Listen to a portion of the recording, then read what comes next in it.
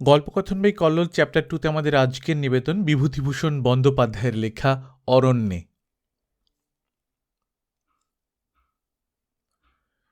বেশি দিনের কথা নয়, গত ফাল্গুন মাসের কথা। দোলের ছুটিতে গালুড়ি বেড়াতে গিয়েছিলাম।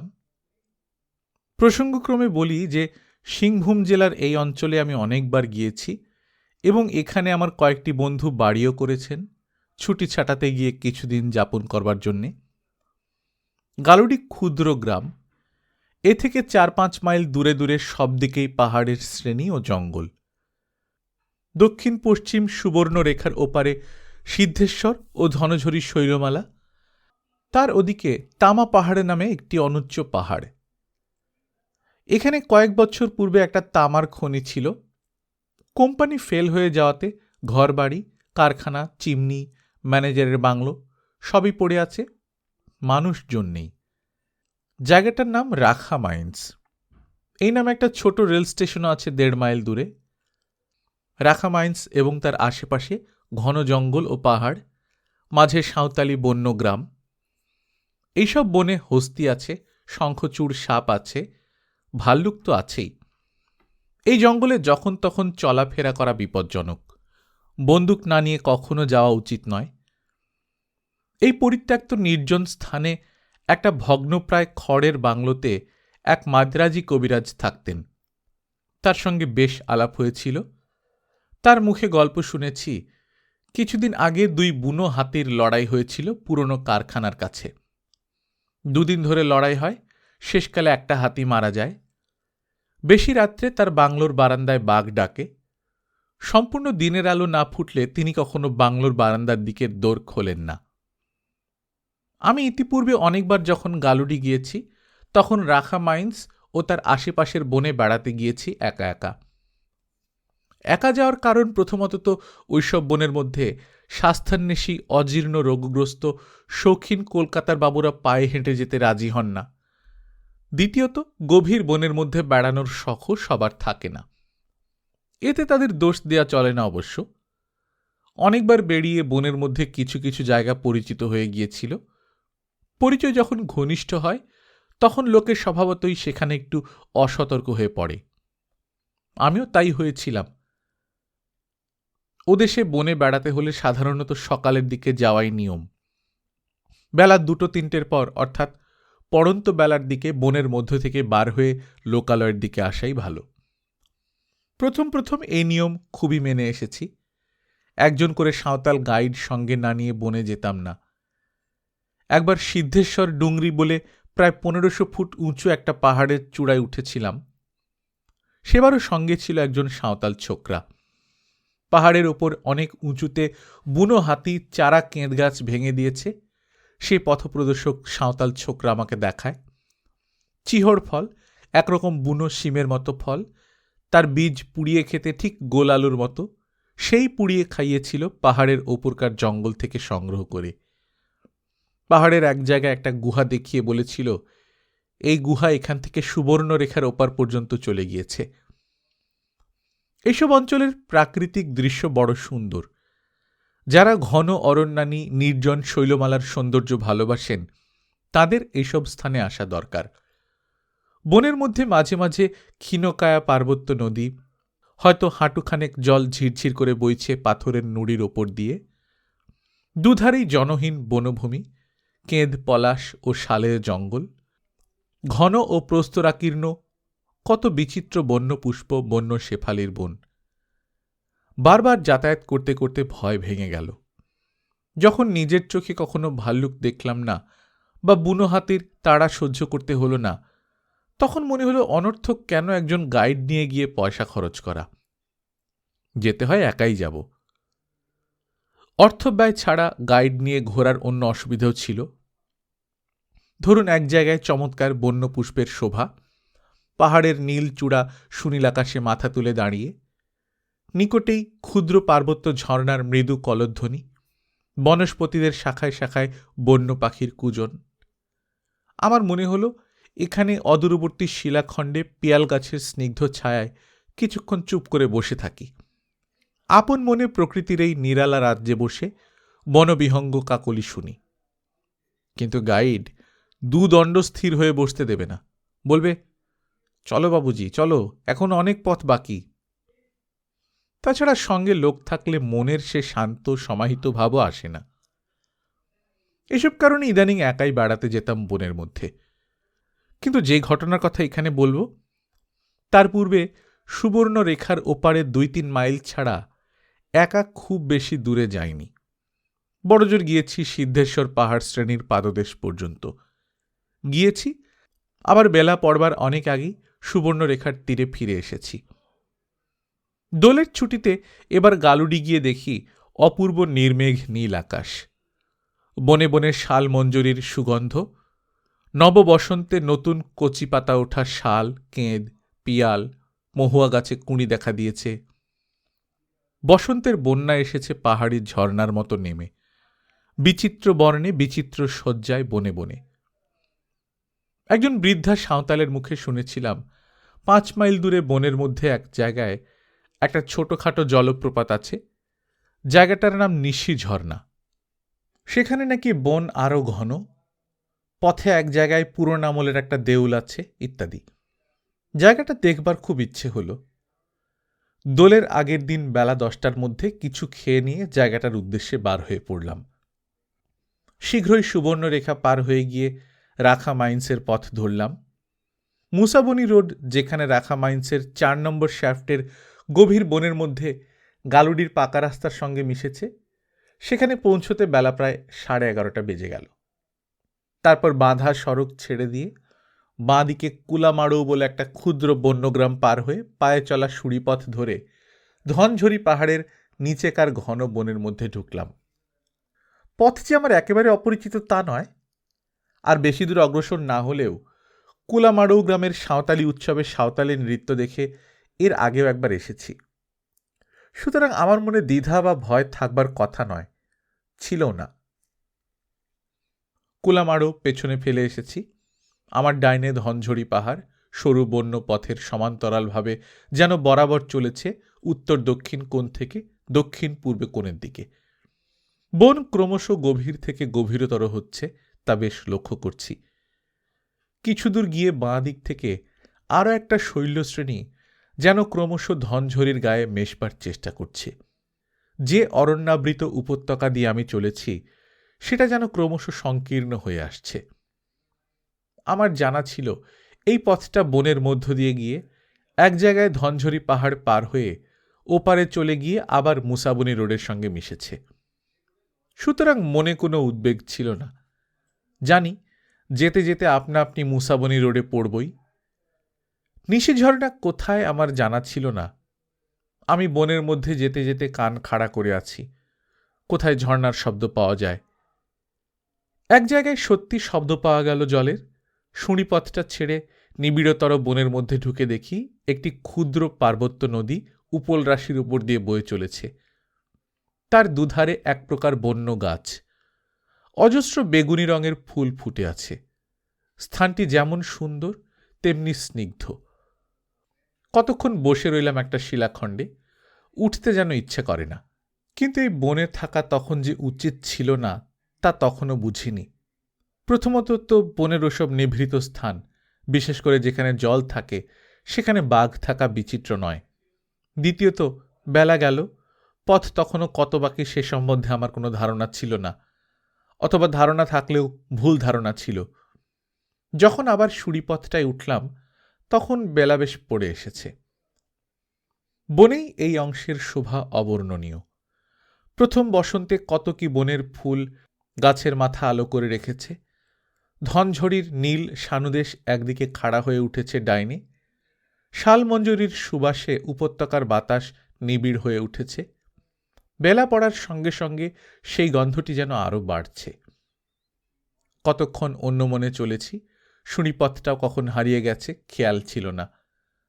হঠাৎ দেখি আমার সামনেই ধনঝরি পাহাড়ের খুব উঁচু একটি অংশ। সেখানে পাহাড় টপকে ওপরে যাওয়ার কোনো উপায় নেই, পথও নেই। স্থানটি সম্পূর্ণ জনমানবহীন। সেই কুলামাড়ু গ্রাম ছাড়িয়ে এসে আর কোনো লোকালয় চোখে পড়েনি। বেলাও পড়েছে, একটু ব্যস্ত হয়ে পড়লাম। তাছাড়া সুড়িপথটাই বা গেল কোথায়? বনের মধ্যে ব্যস্ত হয়ে পথ খুঁজতে গিয়ে আরও গভীর বনের মধ্যে ঢুকে গেলাম। এদিকে সূর্য হেলে পড়েছে। এই বনের মধ্যে আর বেশিক্ষণ দেরি করা উচিত হবে না।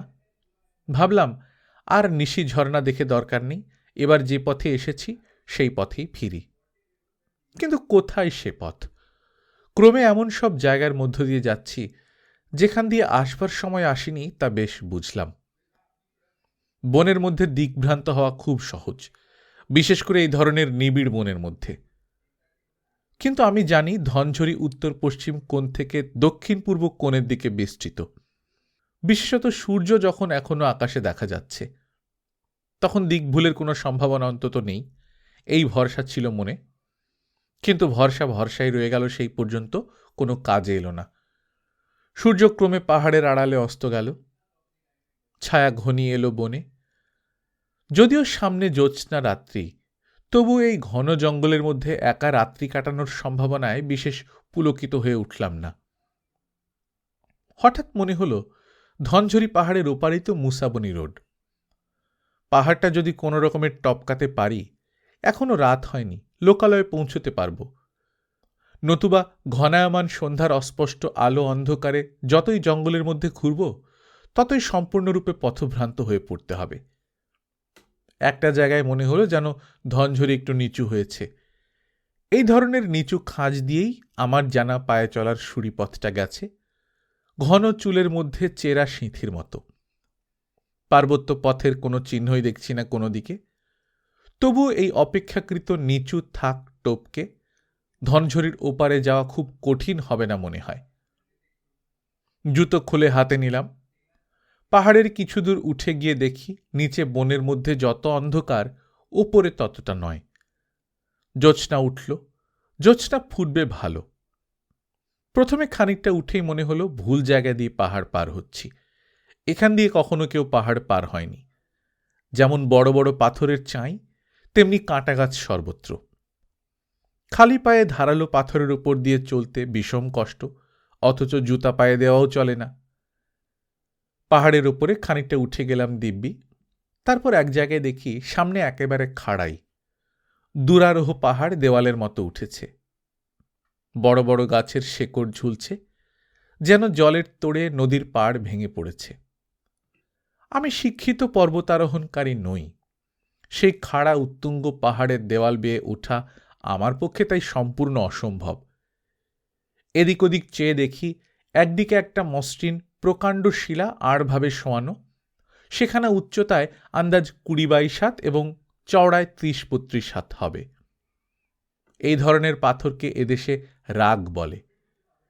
রাগ পার হওয়া বিপজ্জনক, কারণ হাত পা দিয়ে ধরবার এতে কিছু থাকে না। তবে এখানে অন্তত 60 ডিগ্রি কোণ করে হেলে আছে বলে ভরসা হল। এই একমাত্র পথে পাহাড়ের ওপরের দিকে ওঠা চলবে এখন।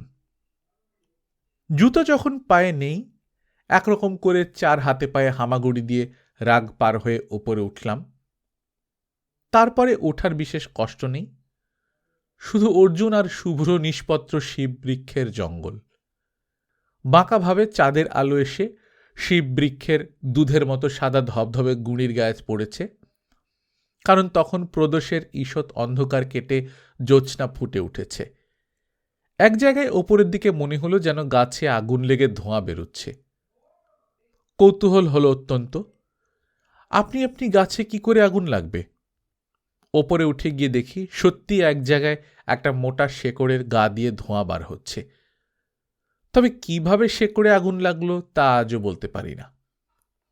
তখন আমি অনেকখানি ওপরে গিয়ে উঠেছি। নিম্নের উপত্যকার গাছপালার মাথা কোঁকড়া চুল কাফরিদের মাথার মতো দেখাচ্ছে। চাঁদের আলো বনের নিবিড় অন্ধকার উপত্যকার মধ্যে এতটুকু ঢোকেনি, ওপর থেকে ঘন কালো দেখাচ্ছে। আর আমি যেখানে দাঁড়িয়ে আছি সেখানে চারিদিকে ধনঝরির বিভিন্ন চূড়ার বনরাজির মাথায় মাথায় শুভ্র ঢেউ। সে জনমানবহীন শৈলমালার ঊর্ধ্ব সানুতে জ্যোৎস্না প্লাবিত শুক্লা চতুর্দশী রাত্রির শোভা যে দেখেনি, তাকে বলে বোঝানো যাবে না সে কি অপূর্ব ব্যাপার। একা যেন আমি পৃথিবীর ঊর্ধ্বে কোন দেবলোকে বিচরণশীল আত্মা। আমার চোখের সম্মুখে যে দৃশ্য দূর থেকে সুদূর প্রসারিত, কোনো পার্থিব চক্ষু কোনোদিন তা দর্শন করেনি। কিন্তু সেখান থেকে আমার মনে হলো আমি সম্পূর্ণ ভুল করেছি। যেদিক দিয়ে পাহাড়ে উঠেছি সেখান দিয়ে পাহাড় টপকাবার উপায় নেই। যতই উঠি ততই দেখি আমার চোখের সামনে অর্জুন ও শিববৃক্ষের সাদা সাদা সোজা গুণিগুলো থাকে থাকে উঠে যেন স্বর্গে উঠেছে, অথচ পাহাড়ের শিখর দেশের তখনও পর্যন্ত কোনো পাত্তাই নেই। তাছাড়া ক্লান্তও হয়ে পড়েছি খুব। বুকের মধ্যে ঢিপ ঢিপ করে যেন ঢেকির পাড় পড়ছে অতিরিক্ত শ্রমের ফলে। এই বন ভেঙে অতখানি উঠে ওপারের ঢালু দিয়ে নামতে পারবো বলে মনে হলো না। তার চেয়ে যে পথে উঠেছি হাত পা ভেঙে মরার চেয়ে নিম্ন উপত্যকায় নেমে জ্যোৎস্নার আলোয় আবার না হয় পথ খুঁজি। বিপদ এলো এতক্ষণে, এই নামবার সময়, সম্পূর্ণ অপ্রত্যাশিতভাবে। একেবারে মৃত্যুর সম্মুখীন হতে হলো প্রায়। দুর্ঘটনা যখন আসে তখন এমনি অতর্কিতে আসে। যতটা উঠেছিলাম জ্যোৎস্নার আলোতে একরকম করে নেমে এসে সেই রাগখানার কাছে পৌঁছলাম। রাগ পার হয়ে নেমে গেলে উপত্যকার বেশি নিচে নয়। রাগ বেয়েই নামতে হবে, কারণ অন্যদিকে নামবার কোনো উপায় নেই। অথচ রাগ এমন মসৃণ যে হাতে পায়ে আঁকড়াবার কিছু নেই। এই ধরনের পাথর বেয়ে ওঠা বরং সহজ, কিন্তু নামা অত্যন্ত কঠিন। তাড়াতাড়িতে আর একটা ভুল করলাম, উপুড় না হয়ে নেমে চিত হয়ে নামতে গেলাম। যাই হোক, খানিকটা তো নামলাম দিব্যি। তারপর পাথরখানার উপরের দিকে যে প্রান্ত হাত দিয়ে ধরেছি সেটা ছেড়ে দিয়ে গড়িয়ে সরসর করে খানিকটা নামলাম। তারপর পাথরের গায়ে এক জায়গায় একরাশ শুকনো পাতা জমে আছে, সেখানটিতে পাথরের কোনো খাঁজ আছে ভেবে যেমন পা নামিয়ে দিয়েছি, অমনি শুকনো পাতার রাশ হড় হড় করে সরে গেল। সেই ঝোঁকে আমিও খানিকটা গড়িয়ে পড়লাম, অথচ পায়ে আটকাবার কোনো খাঁজ বা উঁচু নিচু জায়গা কিছুই পেলাম না। তখন আমার অবস্থা সঙ্গীন হয়ে উঠেছে। কোথাও কিছু ধরবার নেই, স্লেটের মতো মসৃণ পাথরখানার কোনো জায়গায়। আমি চিত হয়ে সম্পূর্ণ অসহায় অবস্থায় তার উপর শুয়ে আছি এবং আঙুল টিপে বা সামান্য কিছু ধরে আছি।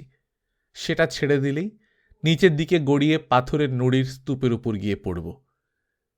সেই পাথরের স্তূপ অন্তত 30 ফুট নিচে। তার উপর পড়লে তীক্ষ্ণ ধারালো অসমান প্রস্তরখণ্ডে বিষম আহত হতে হবে। তারপর হাত পা ভেঙে পড়ে থাকলে এই জনশূন্য পাহাড়ের উপরে কেই বা উদ্ধার করছে? এই অবস্থায় মৃত্যু ঘটা বিচিত্র কি? যখন আমি বুঝলুম আমি খুব বিপদগ্রস্ত, তখন হাতে পায়ে যেন আর বল নেই। আঙুলে টিপে ধরব কি? আঙুলি অবশ্যই আসছে। এভাবে আর কিছুক্ষণ কাটলেই গড়িয়ে নিচে পড়ে যাব এবং সাংঘাতিক আহত হব। তখন মনে হলো উঠবার সময় পাথরখানার এই অংশ দিয়ে উঠিনি, কোন ঘেঁষে উঠেছিলাম। সেখানে নিচে ছোট বড় অসমান শিলাখণ্ডের ধাপ মতো ছিল। তখন দিনের আলো ছিল বলে দেখে শুনে উঠবার সুবিধা ছিল। এখন রাত্রে, বিশেষ করে ওপর দিক থেকে নামবার সময় অতটা বুঝতে পারিনি। উদ্ভ্রান্তের মতো চারদিকে চাইলাম। জলে ডোবার পূর্ব মুহূর্তে মজ্জমান ব্যক্তি যেমন কোনো আশ্রয় খোঁজে, তেমনি হঠাৎ নজরে পড়ল হাতখানেক দূরে একটা অর্জুন গাছের মোটা শেকড় ওপরের একখানে শিলাখণ্ডের ফাটল থেকে বার হয়ে ঝুলছে। মরিয়ার মতো সাহসে ঝোঁক দিয়ে দাঁড়িয়ে উঠে সেই শেকড়টি আঁকড়ে ধরতে গেলাম। ধরেও ফেললাম। এতে নিজেকে আরও বিপন্ন করেছিলাম, কারণ শেকড় হাতের নাগালে না এলে টাল খেয়ে পড়ে গিয়ে সজোরে নিজের প্রস্তর রাশির ওপর পড়ে চূর্ণ হয়ে যেতাম। ধীরে ধীরে গড়িয়ে পড়লে হয়তো চোট খেয়ে বেঁচে যেতাম, এতে কিন্তু বাঁচবার সম্ভাবনা আদৌ ছিল না। রাগ থেকে শেকড় ধরে নেমে এসে সর্বাঙ্গ দিয়ে যেন ঝাল বেরুচ্ছে বলে মনে হলো। নিশ্চিন্ত দুর্ঘটনার হাত থেকে পরিত্রাণ পেলে যেমন হয় মানুষের। কিছুক্ষণ বসে বিশ্রাম করে নিয়ে হাত পায়ের অবশ ভাবটা কাটিয়ে আবার নামতে আরম্ভ করলাম এবং 15 মিনিটের মধ্যেই ধনঝরির উপত্যকার সমতল ভূমিতে পা দিলাম। তখন আমার মনে সাহস বেড়ে গিয়েছে। গুরুতর দুর্ঘটনার হাত থেকে মুক্তি পেয়ে সমতল ভূমিতে কোনো বিপদই আর আমার কাছে বিপদ নয়। তখন রাত আন্দাজ 10টা হবে মনে হলো। জ্যোৎস্না খুব ফুটেছে। বনের মধ্যে আগের মতো অত অন্ধকার নেই। প্রথমে সেই পার্বত্য নদীর ধারে ধারে এসে পৌঁছলাম তার জলের কলধ্বনি শুনে। জল পান করে ও মাথায় মুখে জল দিয়ে শরীর ও মন সুস্থ হল। মনে তখন ভয় বা উদ্বেগ আদৌ নেই। সুতরাং ধীর মস্তিষ্ক নিয়ে খুঁজতে খুঁজতে সেই সুড়িপথটা প্রায় আধ ঘন্টা পরে বার করলাম। কুলামাড়ু যখন এসে পৌঁছেছি তখন রাত 12টার কম নয়। গ্রাম নিশুতি হয়ে গেছে বহুক্ষণ। আমায় দেখে গ্রাম্য কুকুরের দল মহা ঘেউ ঘেউ শুরু করলে। একটা ঘরের দাওয়ায় লোকেরা শুয়েছিল। কুকুরের ডাক শুনে তারা জাগল। আমায় দেখে তারা খুব আশ্চর্য হয়ে গেল। তাদের মধ্যে কেউ কেউ আমায় বনের মধ্যে যেতে দেখেছিল দুপুরের পরে, বললে, খুব বেঁচে গিয়েছিস বাবু, শঙ্খচূড় সাপের সামনে পড়লে আর বাঁচতিস না। ধনঝড়ির বনে বড্ড শঙ্খচূড় সাপের ভয়। রাতটা সেই গ্রামে কাটিয়ে সকালের দিকে সুবর্ণরেখা পার হয়ে গালুডিতে ফিরে এলাম। গল্পকথন বাই কল্লোল চ্যাপ্টার 2তে শুনছিলেন বিভূতিভূষণ বন্দ্যোপাধ্যায়ের লেখা অরণ্যে। আমরা নিয়মিত গল্প পাঠ করে শোনাচ্ছি। আপনারা যারা প্রথমবারের মতো শুনছেন কাইন্ডলি সাবস্ক্রাইব করে নেবেন। গল্প পাঠ ভালো লাগলে বন্ধুদের সঙ্গে শেয়ার করবেন। নিজে ভালো থাকবেন, আশপাশের লোকজনকে ভালো রাখবেন। টাটা।